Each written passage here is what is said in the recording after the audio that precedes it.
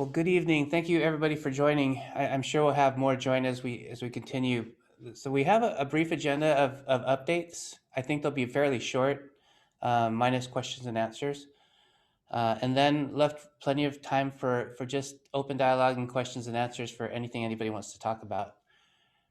Just a heads up, Tita and Liz going to ask you to share briefly about the pilot COVID testing that has been going on at Vista Grande and that will be starting at Rios next week. And so that'll be at number 2. Um, would Before we start, any principals or our parent leaders want to share a funny highlight or a story, something happened to start the school year, something we're proud of?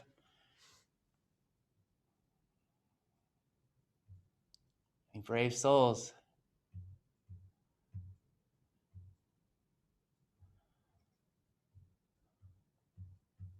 I have a quick positive. All right. I have a teacher now using student secretaries. And so one of the student secretaries named Elijah emailed me about the walking field trip that he's proposing. So we might be doing a walking field trip soon. Where does he want to go? So they've been studying the environment, and we hooked up with the San Diego River Foundation, and they learned about Forester Creek, which, believe it or not, is that very ugly cement channel that runs right by the freeway. And it's the dirtiest tributary to the ocean in San Diego, and it's our tributary. And so they want to go check it out and see how they could help. Thank you. Christina is our principal at Johnson Elementary School, leading great work. Thank you very much. Okay, well, I'm going to get started, and then we'll get through the agenda, and then hopefully have time for to talk about anything that's important. Tamara, our board president, would you like to welcome everybody and share some New Year sentiments from the board? Welcome, everyone. So glad to see so many people back again. We all thought 21 was going to race away 20, and clearly it did not.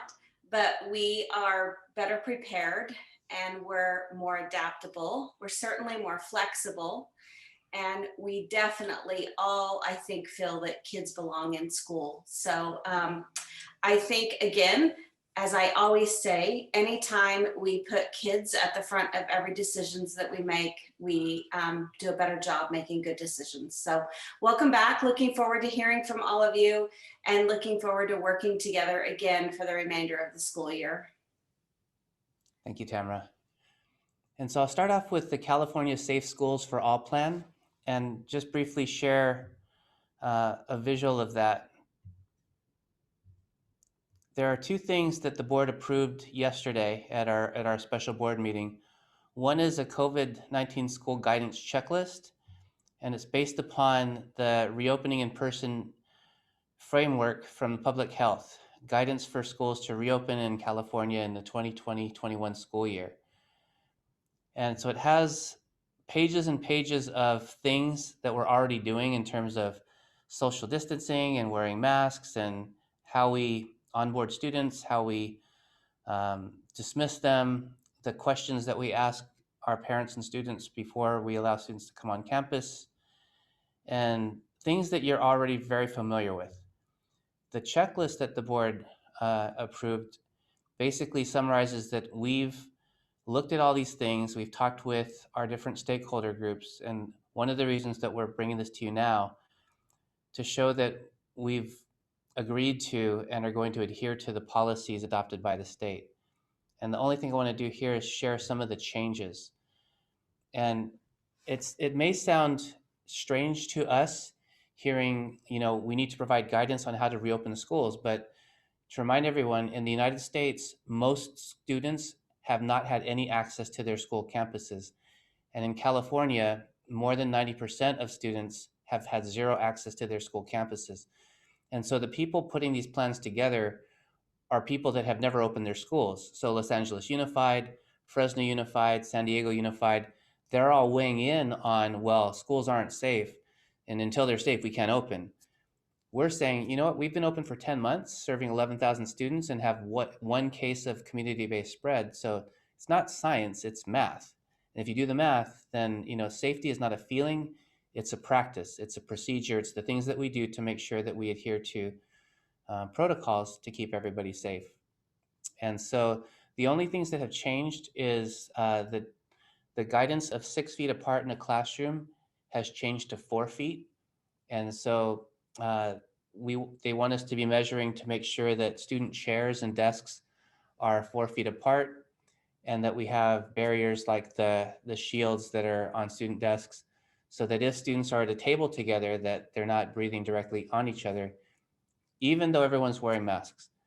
And so that's a small change, but it's a change that will allow us to maneuver our classrooms differently to accommodate for um, a variety of class sizes. The other thing that changed in the state's plan is that mask wearing is mandatory. And our plan didn't change because we adopted universal mask wearing in our schools. But the original guidance back in August was that children grades kindergarten through second grade was strongly suggested, but it was optional, and that's no longer optional. And so that change has been implemented. We have that in our policy already, so there's no change for us. And then the last change, and which leads into bullet 2, is COVID testing. Several districts and politicians have said that in order for schools to be more safe, we have to be testing our students and staff for COVID regularly to make sure that if there are positivity on our sites, that we can quarantine and keep everybody safe. Personally, I don't think that it's a good strategy, because I think the practices and procedures that we've done have shown safety. But what the governor has done is said that in order to reopen, we're going to provide money to school districts to do these things, including testing. And so the basement amount is $450 per student. For us, that would be, do the math, um, about $7 or $8 million. And because of our Title I status, we would qualify for $700 per student, which would put us over 10 million in additional revenue to our school district in one-time funds. But we would have to adhere to testing of students. I want to assure you that the testing of students is not mandatory for parents. It's a consent-based test. So let's say that we were to implement at Madison Elementary School, we would provide a parent information night and talk about what that might look like, and then ask parents, if you'd like to participate and have your student tested as part of this implementation, please sign this and then turn it into the office, and then your child would be included. If a consent form doesn't come, then your child will not participate in the COVID testing. So it's an active consent. So nothing will be done to your children without your active signing and consenting that I want this to happen. And with that, I'm going to have Tita and Liz share. We have some pilots already in process and one that's about to start. And would like Tita to share, and then Liz, maybe your conversation. And then we'll open that part up for questions and answers. Absolutely. So at Vista Grande, we had the opportunity to take part in the research study with UCSD and the SASE project, which is Safer at School Early Alert System. I will fully admit, and Christine Spar is smiling, because they said I was going to have a robot on campus, and I said yes. The cool thing about the robot is, in addition to COVID-19 nasal swab testing, they're actually doing monitoring, and they're monitoring different things. They're monitoring our surfaces as well as our wastewater, and that's where the robot comes in. So we actually have a robot on campus that collects our wastewater. So, and it does it during the school day. And what they found at the university level is that they can detect the COVID-19 virus earlier through wastewater than they do with nasal swabs. In addition to the wastewater collection and sampling, they are doing the surface areas. And now that I have more participants giving consent to take part in the testing, we are able to actually connect the dots and inform my staff and students sooner than with just waiting for a phone call from families that saying, hey, my kiddo is going to be out because they tested positive for COVID. What I'm able to do is to share with our families to be more vigilant and just make them aware of the presence of COVID-19 on campus sooner, and and just make decisions based on data sooner. So I'm excited because we are seeing the correlation between all the areas where we're collecting samples and able to make decisions accordingly. So it's really exciting. We have over 400 students on campus already. We have over 100 students participating, and we have over 60 staff members participating. One of the things that you have to know that with the test that we're performing on campus, it is not anything like the previous test where people are worried about the nasal swab going so far up their nasal passage that it hurts. I actually have to be very careful with who participates because it's so easy that I have kids standing in line to get tested that shouldn't be there because they get a giant sticker afterwards that it's become an okay thing and they see their friends participating. So we definitely have the staff to monitor to make sure that only the people participating are actually getting tested. But it is not the invasive test that we've heard of that first started. So a lot of positive response. I do feel that it makes staff feel better about monitoring on campus as well as the parents. Tita, and then this is part of a research study with the University of San Diego or UC San Diego? Yes, it's part of a study with UCSD just to see the effectiveness of being able to detect the virus in the wastewater as well as the surface areas. And what we found is that it is effective. It's a great it is we are getting early alerts from those two areas versus the nasal swab. Yeah, so in our participation, what will happen is they'll continue to do the nasal swabs until February. And after that, they'll just monitor our wastewater and our surface areas. And if we get a positive signal, then they'll come out to campus and do the nasal swab testing. So that's our agreement with UCSD. But with your current information, David, I could hear that that might change. But I would be comfortable with that just because of all the accurate information it's given us this far. What participation rate of students did you have? How many parents opted in? 25%. And I will have to tell you, being part of a research project, the consent form is lengthy and intimidating. And of course, my parents read every single line, and it just said a couple things that made my families uncomfortable. But Mhm. as we're able to really talk to parents about what's going on, then they're more likely to say yes. But looking at the multiple page consent form was intimidating. So we are taking action to help make it more understandable and accessible with our families. Thank you. But I think if it wasn't part of the consent, the actual study, and it was just we have COVID testing available, I know, and I've heard it from parents that we would have had a lot more participants. But there was some language in there that was a little off-putting, Okay, but it was just something they had to do. thank you. Mhm. The pilot at Rios is not part of a university study, but a partnership with a local company called Cal Biotech, which is in the Gillespie Field area. It's a large biotech lab, one of the first producers of what is the FDA approved COVID antibody test. So they're a producer and also a lab. And Liz and Jeremy were at Rios today meeting with them to learn about the pilot. And Liz and Jeremy, if you want to share how that's different and what that might look like for our students and staff who participate. So that sounds very exciting at Vista Grande. Thank you for sharing, Tita. We're excited to get started at Rios. We'll be starting on Thursday next week with an opt-in program for testing. We're going to start out weekly for our pilot testing, and the kids will provide a saliva sample in a vial. This will happen in the classroom, very easy for the kids to spit into a vial, collect those vials, and then they'll be sent to biotech. It's great to meet the guys from biotech today. Very thorough understanding of what's going on with COVID and how they can test. So our vials will be picked up and then delivered to their lab, tested within a few hours. And within a few hours, we'll know if we have a positive on campus.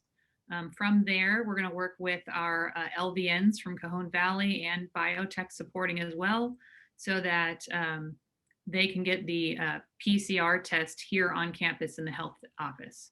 So once identified, the individual would have a saliva test, they'd have a nose swab if they're positive for the saliva test, and then they would be follow the same protocols we have for a COVID positive.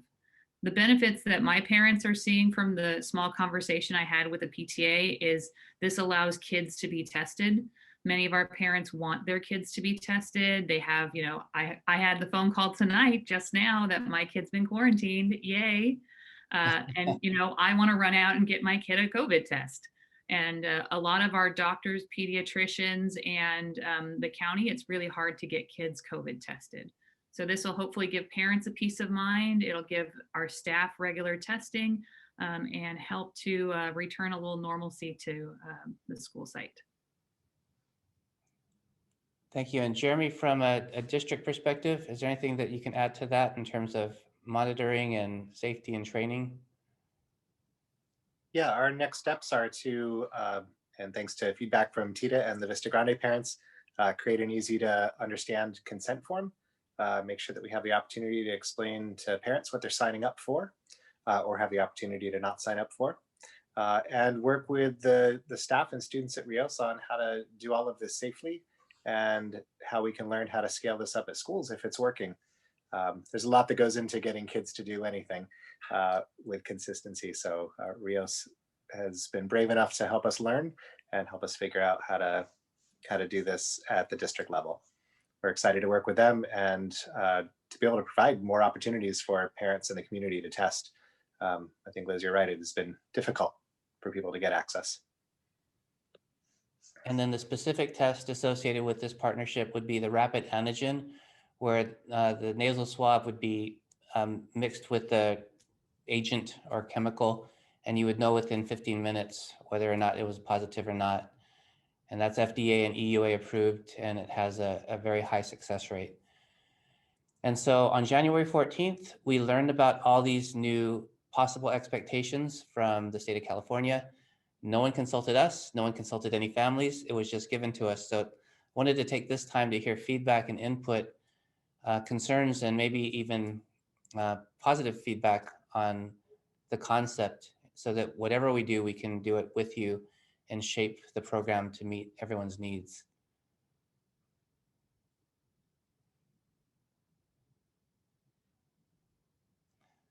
This is the participation part. This is Kara Reese. I can speak to our experience. So we're at Vista Grande, and I have a 5th grader. And to Tita's point, I think the consent form that we got definitely just caused a little pause from signing up, but we ended up signing up. And so it's definitely been very easy and nice to have that reassurance once a week that I get a text saying that she's negative. And our house is, we have a first responder in the house, so it's just that peace of mind. So I've appreciated it. Thank you for sharing. Some of the conversations around this piece are, well, children are asymptomatic and they're not really at risk, but the purpose behind the testing of students is so that there isn't spread from school to home, because you may have relatives that are over 65 living with you, or it's really for safety for the whole family. And when we think about comprehensive screening, that's the intent. Other parent responses or ideas or feedback? I just put in the chat, how often would these tests be? Like once a week? Like, is this going to be like something during pickup and drop off kind of thing? That's a great question, Jamima. The way that it was proposed was that depending on the color tier we're in would determine the frequency of tests. So right now, San Diego and most of California are what the governor calls the purple tier, which is the most restrictive. And under that, Jeremy, help me. I think is it twice a week or once a week? Once a week is what we're going to move forward with Rios. And then if we move on into the, I think is it the orange? A red, I don't know. The next least restricted tier, then it would be every other week. And then if we moved into the yellow tier, I think it goes to monthly. So really based on the positivity rate within the community is the frequency.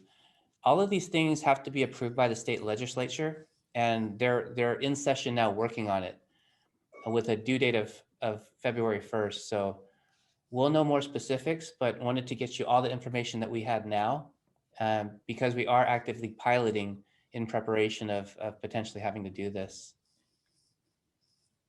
Thank you, I do Jimmy. have another question. So it sounded like there's two different types of testing. What one do you think ours would be? Like the one that's through the water with the robot, or you think it would be the one where they're saliva? I think that the pilot at Rios would be something that we're more interested in because it's less disruptive of the school operation. Okay. So instead of having kids wait in line and have to take a nasal swab one at a time, once a week right now, Jeremy, will you describe the process and then the pool one more time for us? Yeah, our students would provide the saliva sample the day that they're being tested. Those samples would immediately go to the lab, and groups of 5 are tested together at the lab, but the lab has the additional capability of determining the likely positive student if there is a positive test.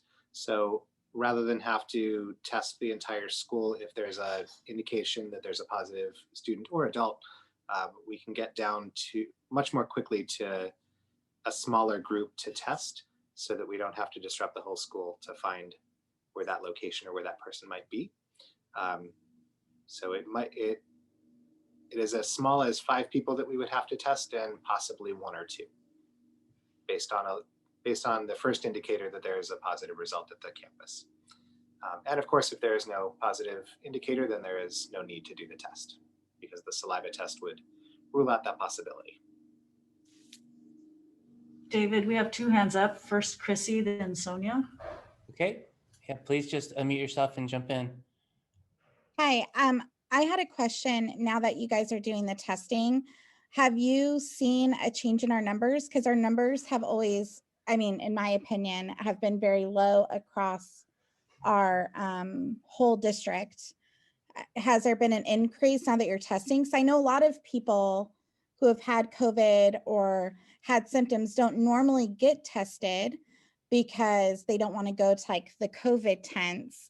Have you seen just with continuous testing that you're finding more cases, or the number's still been fairly low at those sites?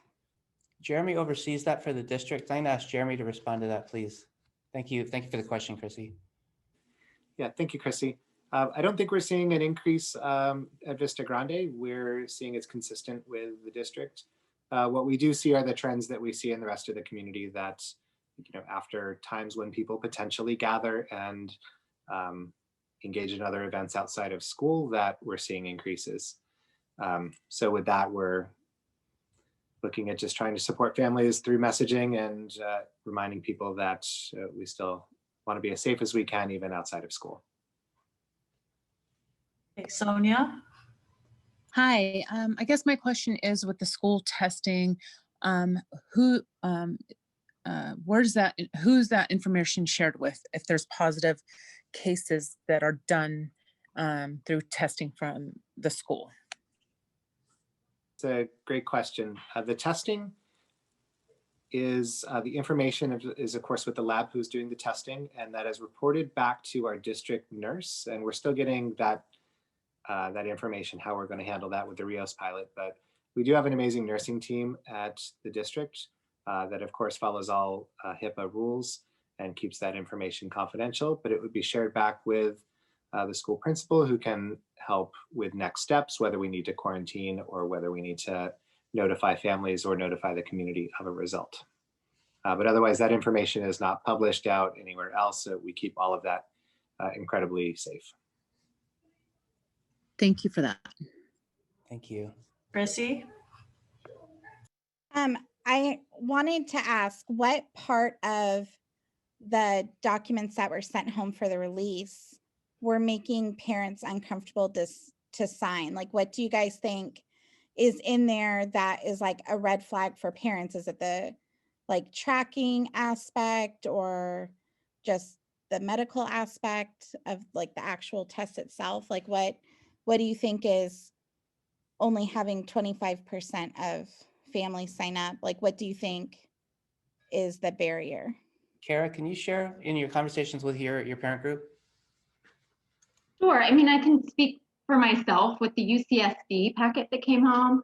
Like Tita said, it was large. There was a lot of information in it, and at the towards the end, there were some things that about who they were going to share the data with, and it wasn't exactly clear. And could they use the tests for other types of tests and things along those lines? I don't remember the exact wording, but I think that's the main item that caused parents to have some concern. I don't know, Tita, if you heard from other parents, but that was the one that caused me to pause. Yeah, Karen, that's exactly the sentiment that I heard from parents. It was that one line within the multiple page. But also know that what we do throughout the district is going to be different than what's happening at Vista Grande because ours was part of the research study. As I'm hearing Liz speak to what's going to happen there, I can only imagine that the consent form, one, will not be as intimidating, and two, it will most definitely be different as far as that's concerned with the consent and that kind of information. But what you also have to know within that consent line, there was a no box. But in just seeing that and the potential and just not knowing, and with it being so new, there was a lot of reluctance. And also, my parents shared that they felt that it was a medical test. And they normally don't let their children have medical tests without their presence. So I almost think too, if I allowed parents to come onto campus and supervise or be with their child, then it's possible that we would have had stronger participation. I also have Kate Little on the call, so if you want to jump in as well, you could provide input. Kate, I apologize for that. Sure. I think one of the things I heard among parents was that they didn't want to subject their child to a medical test that would be so invasive on a weekly basis. So hearing the test that's happening at Rios where they're spitting in a cup, which seems a little more fun than a nasal swab, might be a little more conducive to higher numbers of getting people to consent. I did have a side question. I'm not sure if this is the time to bring it up because I think you've done a great job with protocols for surfaces and cleaning them and for testing. But as our science is evolving and we're finding out more about aerosols and how that is changing the infection rate, they think more than actually through surfaces. What are we going to do in the future to help eliminate that spread? Because I'm hearing that maybe the class sizes might get bigger. Are we going to start enforcing that there is better ventilation or open windows and doors that are required inside the classrooms? Yeah, thank you. So ventilation is something that we have the highest standard of already, so we're grateful for that. We are encouraging outdoor space and open doors. Narelle's been piloting some classrooms at 22 and 24 for several months now. You want to share, Narelle, some of your processes and safety protocols? Yeah, of course. Good evening, everyone. So it's been really about safety first, ensuring that our students feel safe and following the protocols. You know, all of our students have their masks on within the classrooms. Typically, the teachers will remain with their doors open. And then what we've done is we've split our classrooms into two, where each of the teachers have a wellness staff that's assigned to them and allows the teacher to have students inside of the classroom and outside of the classroom simultaneously. So it allows us to have, I think, the most amount of ventilation we could possibly have in our classroom situations. And it's been working really well. We've had, so far, really happy parents and happy students. So that's what it's about. And our students have been doing a really awesome job at following the protocols. I think that's what's been most surprising through all of this is when we first started, we were very hesitant around whether or not our students would be able to follow through. And if a TKer can do it, anybody can do it.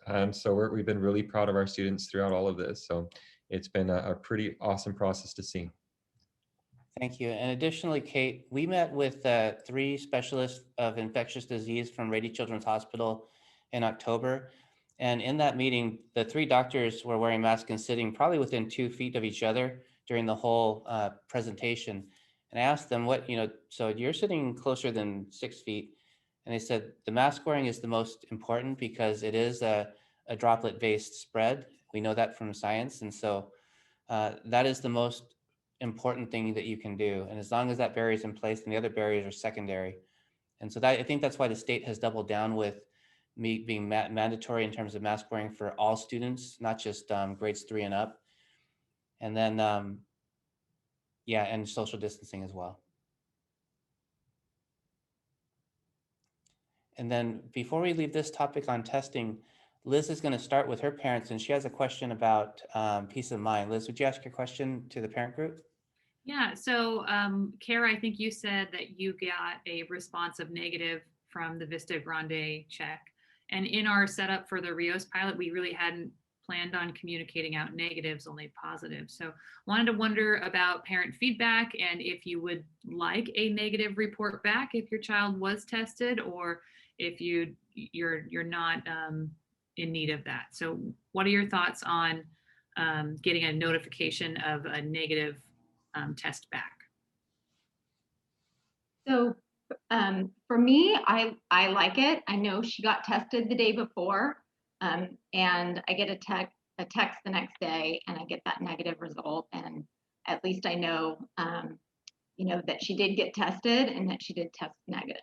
So I do appreciate the negative feedback. Awesome, thank you. Anyone else have thoughts either way?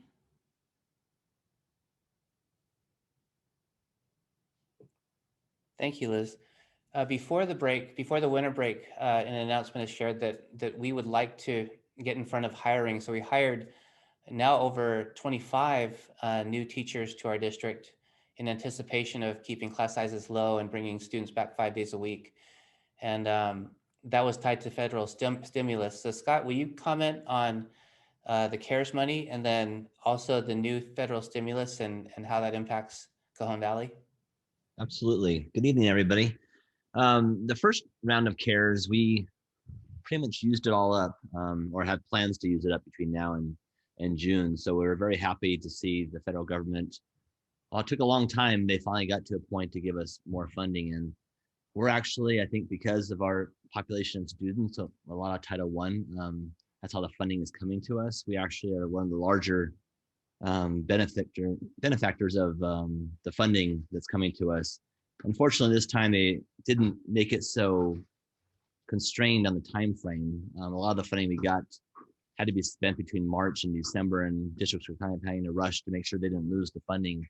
This actually gives us, I think it's through September of 23 to spend the funds. So we're not quite sure on the exact amount, but it's probably going to be at least $21 million for our district. And so it's going to give us the ability to hire more staff, continue the staff we have now, obviously buy more PPE. It's just a lot of planning has to go into this, but at least it's giving us comfort now going forward that we'll have funding to support now and hopefully definitely through next school year for our needs. And I know there's still discussions of with President Biden on another stimulus that was just a down payment, he said, and I think he's also interested in providing funding for testing. So maybe we might see some funding coming from the federal government towards testing as well, as we've been talking about tonight. The governor, separately from that, has proposed several pots of money. We talked about the idea of getting kids back in school, and as David mentioned, we're one of the few districts that have been doing that since the beginning of school, but the funding tied to that, which the legislature's currently debating, would provide a significant amount of money to get kids back.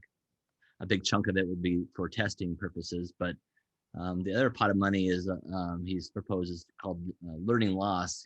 As we've known, kids just haven't had the same experience necessarily since COVID started. So the idea is to get kids extra learning. That could mean intersessions like during spring break or winter break. It could mean a summer program, which I know we're starting to focus on heavily now as a summer program for this upcoming year. And even maybe Saturday schools to help kids get more instruction. So that is another large pot of money that the legislature is also currently debating. And both of those are targeted unusually in the current year. Usually when he proposed a budget in January, it's for next year. And that's the case.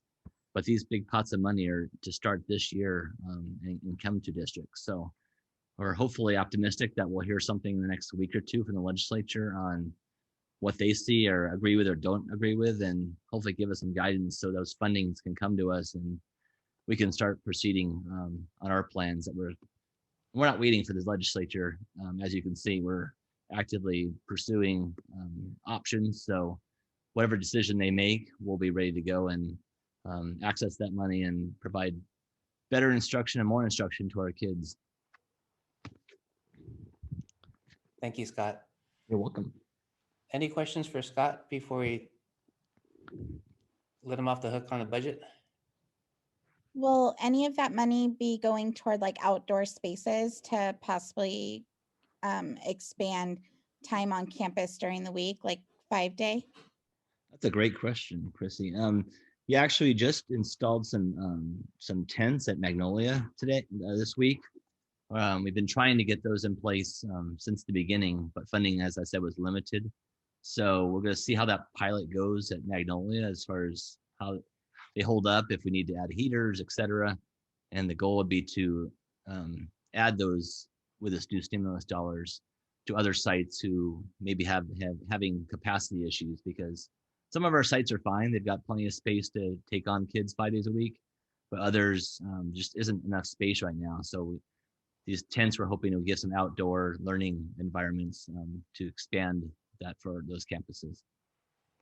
Is Sarah on? Can she talk about the first couple days?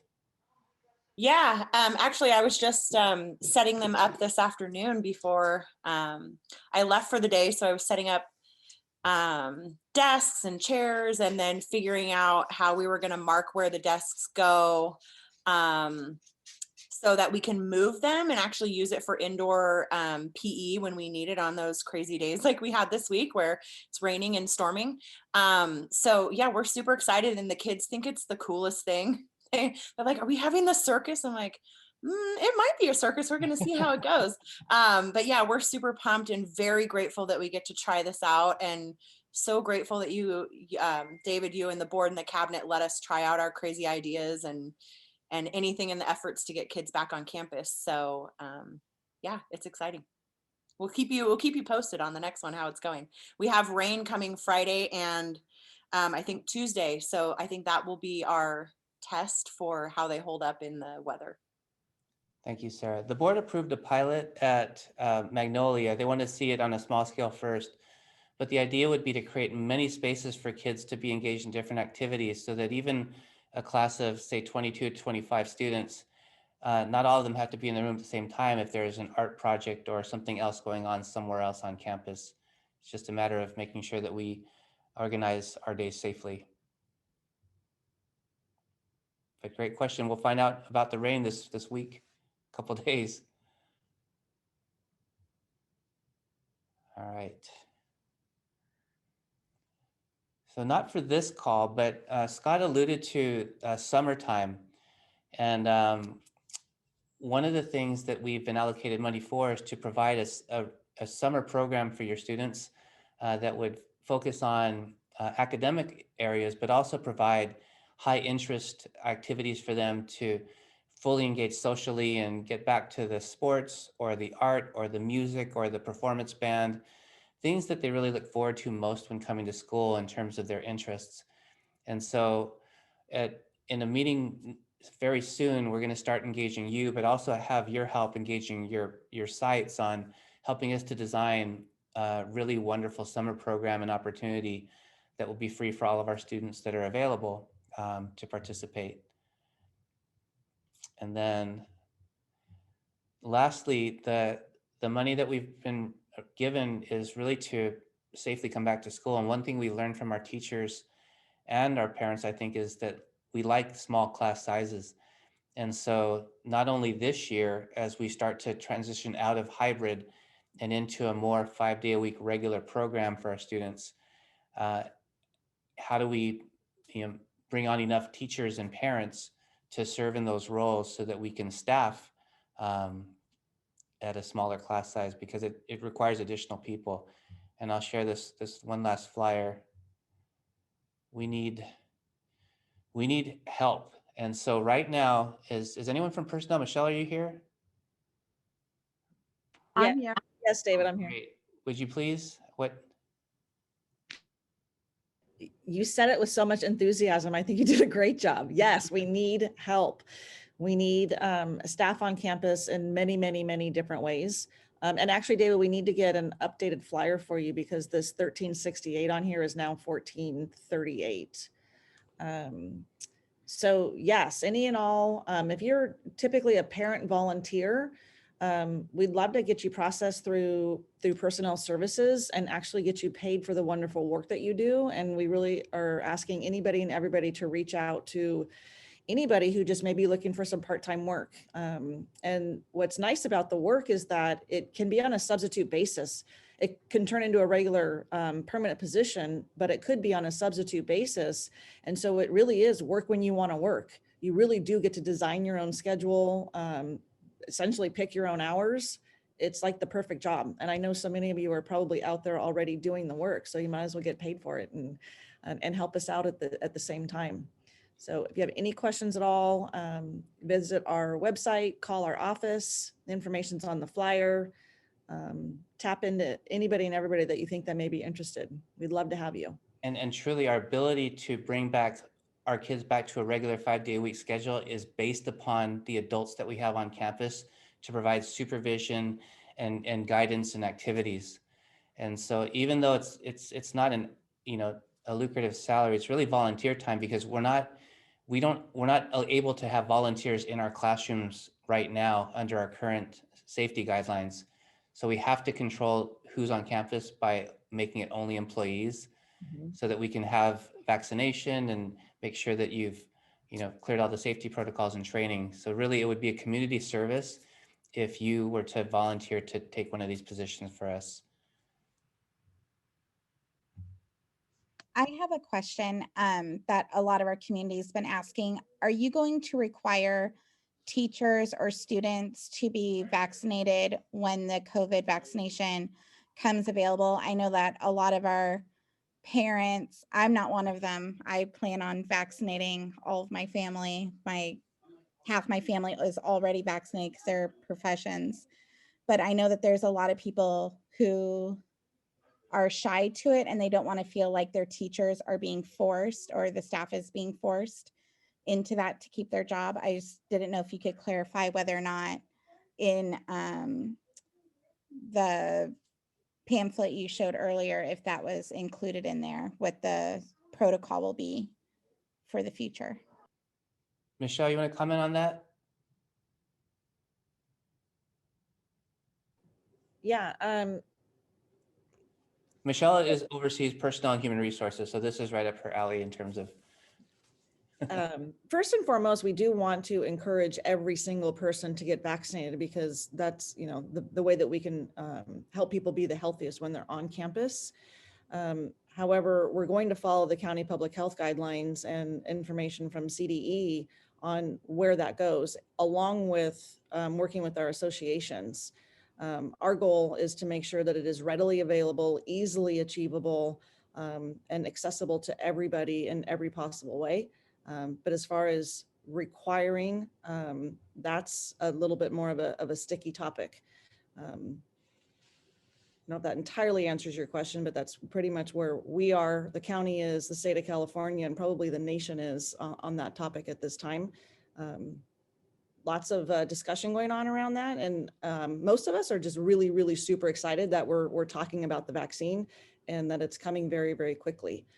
We have gotten several groups of our staff that are able to access the vaccine, and we're pushing on that and trying to get it brought to us in as many different ways as we possibly can, as quickly as we possibly can.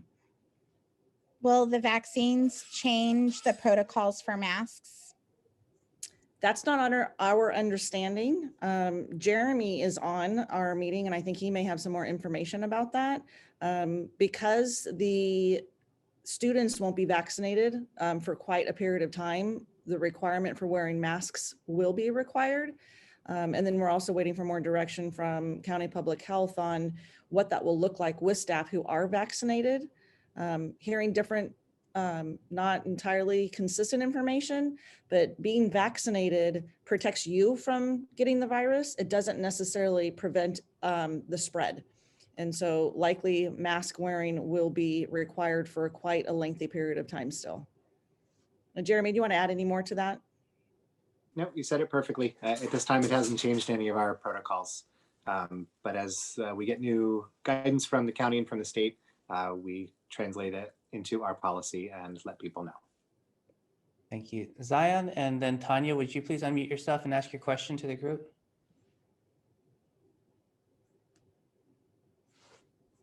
Oh, sure. It's not Zion. I'm sorry, I'm not changed the name because my son uses my phone for Zoom. There you go. I'm from Bastonia Language Academy. So I had a question. I know one of my friends that time back, and they kind of had the protocol already set what we're talking about. The staff and the students test once a week. Also, a tracing or contact tracing app that the families and students download along with the staff. So I was wondering if we do decide to test once a week, will families be required to have that app or have something to make sure that, you know, that kind of make sure that they are following and not engaging large crowds, and if they are, that the school knows, and that way they can, you know, contact them before they even, you know, come back to school and say, you know, just will we have to download a tracing app basically, like the other schools already have? Yeah. Jeremy? Yeah, no, at this time, the contact tracing app is not part of the pilot. And it's not something that it's really in our purview to mandate for anybody. We do what we can to advise parents upon the occurrence of any positive student or adult at our schools. We make sure that we follow through with information in the way that it works for you best, through phone call, through Parent Square, through email, so that we can connect with each parent and make sure that they know what to do to best stay safe moving forward. And Tanya, thank you for the question. Yes, I was just wondering if a parent who typically volunteers decides to go ahead and apply for, you know, the supervising position to help out at the school, would they then also be eligible to receive the vaccine when it is offered to teachers and staff on campus to ensure that they're also protected? Yes, all school employees, all categories would be in category 1B. So yes. And for the groups who have already qualified, they receive a letter from personnel with their name on it and the category that they're working in the district that qualifies that for them, and they're taking that letter with them to the vaccine clinics. Okay, great, thank you. Mm-hmm. That's the end of our agenda and our questions for now. Principals and parents, any other things, hot topics that we want to discuss before we let everyone get back to their families? I do have a question, David, but I don't know if you have the answer. But in reading those guidelines that were shared with us, the distance indoors is 4 feet, as you mentioned, but they didn't change the outdoor distance. It still says 6 feet. And I wondered if you had heard anything as to why. That was a hot topic with our board the other night as well. We are not anticipating any change in practices to our current recess protocols. Okay. Christine, something to consider is that 4 feet indoors is with additional barriers, and outdoors not. But better ventilation outdoors. Definitely. I'm just picturing the line of kids when they're 6 feet apart. Look, where's the end? Yeah. It's as much as practicable. And so there's some flexibility and discretion there.